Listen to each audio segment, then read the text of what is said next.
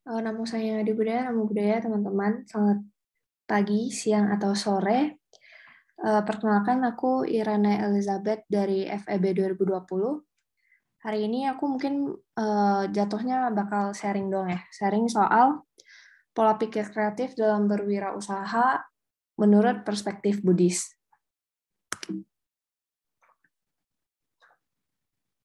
Garis besar materi hari ini tuh mungkin yang pertama itu pengertian wirausahawan dan kreativitas, yang kedua karakter utama wirausahawan, yang ketiga kewirausahaan itu sendiri dalam perspektif Buddhis, dan yang terakhir etika usaha dalam perspektif Buddhis.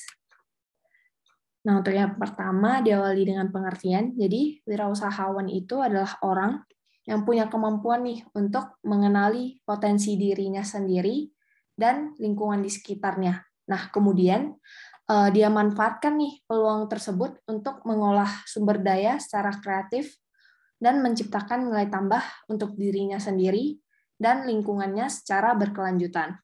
Nah, untuk kreativitas sendiri, secara sederhana itu adalah kemampuan untuk menciptakan nih. Artinya, bagaimana nih seseorang bisa menggunakan daya imajinasinya dan sejumlah kemungkinan yang diperoleh karena interaksi dengan ide atau gagasan orang lain serta lingkungan. Nah, yang berikutnya itu ada karakter utama wirausahawan. Jadi aku ngambil beberapa, di antaranya itu yang pertama ada memiliki rasa ingin tahu yang besar, yang kedua menciptakan beragam gagasan atau memecahkan suatu masalah. Yang ketiga sering mengemukakan tanggapan yang unik dan pintar. Yang keempat dia berani mengambil resiko. Yang kelima senang mencoba hal-hal baru. Yang keenam itu peka terhadap keindahan dan estetika. Dan terakhir itu ada semangat dan tidak mudah menyerah. Lanjut ke kewirausahaan itu sendiri dalam perspektif Buddhis. Nah, sebelum lompat ke kewirausahaan, perlu kita ketahui dalam Anguttara Nikaya itu, Sang Buddha pernah menjelaskan tentang Pancanipata atau 5 kekuatan. Nah, kekuatan ini itu bisa digunakan atau bisa dipraktekkan untuk mencapai kehidupan spiritual tertinggi nih bagi seorang biku. Nah, 5 kekuatan ini itu ada keyakinan atau sada, yang kedua semangat atau wirya, yang ketiga perhatian atau sati, keempat keteguhan pikiran atau samadhi, dan yang terakhir itu kebijaksanaan atau panya. Nah, jika dikaitkan ke kewirausahaan seperti karakter utama wirausahawan yang tadi. Nah, ada poin keempat yang namanya kedua yang namanya semangat atau wirya. Nah, selain itu dalam Anguttara Nikaya 5 bab 200 ayat 285, Sang Buddha juga menjabarkan nih bahwa keberhasilan suatu usaha itu dipengaruhi oleh 4 faktor utama.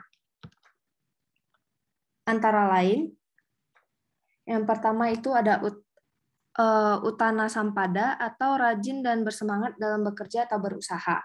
Yang kedua itu ada Araka Sampada atau orang yang penuh hati-hati dalam menjaga kekayaan yang telah dimiliki. Dan yang ketiga itu ada Kalyanamita atau teman yang berbudi luhur. Nah, di sini itu case-nya bisa berarti partner bekerja atau berusaha. Dan yang terakhir itu ada Samajiwita atau orang yang hidup sesuai dengan pendapatan, tidak boros dan tidak juga kikir.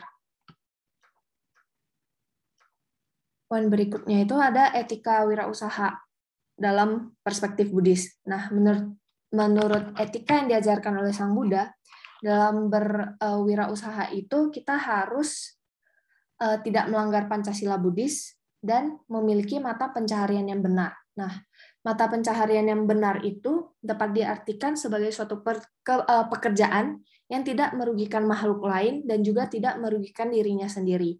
Nah, hal ini itu dapat diterangkan sebagai yang pertama itu mata pencaharian atau pekerjaan yang tidak mengakibatkan pembunuhan atau hilangnya atau terpisahnya antara rupa dan nama makhluk. Yang kedua adalah mata pencaharian yang wajar atau halal. Yang ketiga, pencaharian yang tidak berdasarkan penipuan. Yang keempat, mata pencaharian yang tidak berdasarkan ilmu yang rendah atau sering dikenal dengan istilah ilmu perdukunan. Nah, paling aku mau nambahin dikit dari poin 1, yaitu tidak melanggar Pancasila Buddhis.